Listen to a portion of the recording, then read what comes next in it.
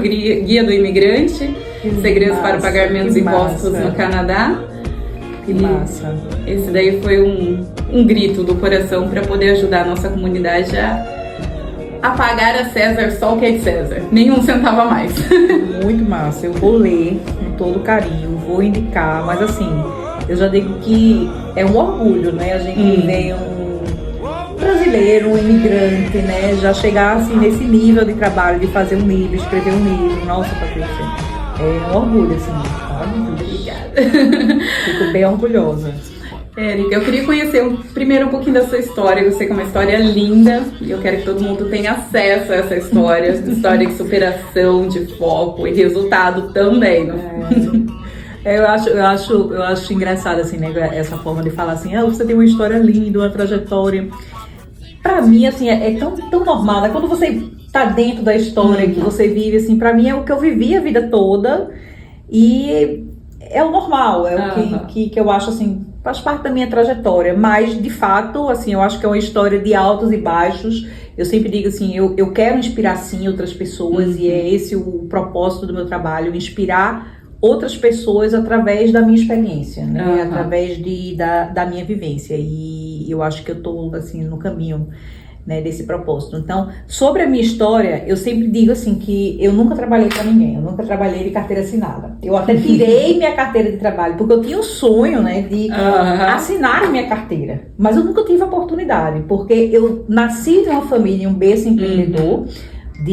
O meu pai era empreendedor, mas não é empreendedor rico, empreendedor de muita luta, empreendedor que começou vendendo laranja na feira, de não saber nem ler, escrever, e aí foi galgando degrau por degrau, assim, sempre arriscando tudo e visualizando lá na frente os resultados que poderia ter. E aí a família foi junto, né? Então eu fui indo e não tive a oportunidade de trabalhar para alguém, porque eu sempre vi meu pai empreendendo. Eu sempre tive que ajudar a minha família a trabalhar. Então eu sempre tive o exemplo dentro de casa de fazer multiplicar.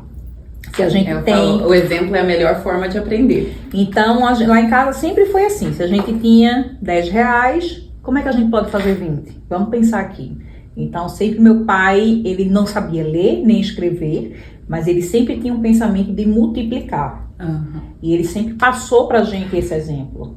A gente nunca teve, assim, nada fácil, pelo contrário, assim, a gente nunca passou fome, mas também a gente vivia com os recursos bem limitados. Então, tipo, era uma cama para 2, né? Eu vivi com 4 irmãos, eu tenho mais 3, então era uma cama para 2, né? Era um quarto para 4, era tipo um ovo dividido, então sempre foi muito assim, dividido. Matematicamente, né, falando. Então sempre meu pai dizia assim, não, se a gente ganhou 10, a gente vai gastar 5 para o nosso sustento e 5 a gente vai multiplicar. Então sempre foi dentro desse sentido. Então eu cresci nesse berço. E aí eu sempre na minha vida, depois da minha vida adulta, eu sempre tentei também seguir os exemplos dele. Eu sempre enveredei para esse lado. A gente teve a oportunidade de estudar, graças a Deus. Então, a gente estudou em colégio público e depois meu pai passou a pagar colégio particular, porque a gente adquiriu uma padaria.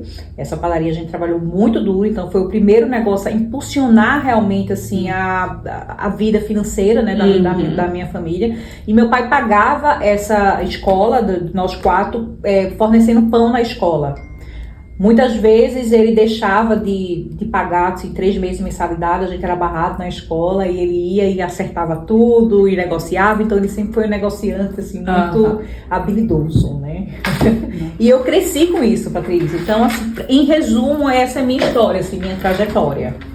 Isso é lindo. Eu falo que assim, às vezes a gente quer passar alguma coisa para os nossos filhos falando, mas o que fica mesmo é o nosso comportamento. Exato. E é uma bênção ter esses desafios, mas que, vamos dizer, alguém que tem um desafio e olha para o desafio como que eu vou superar?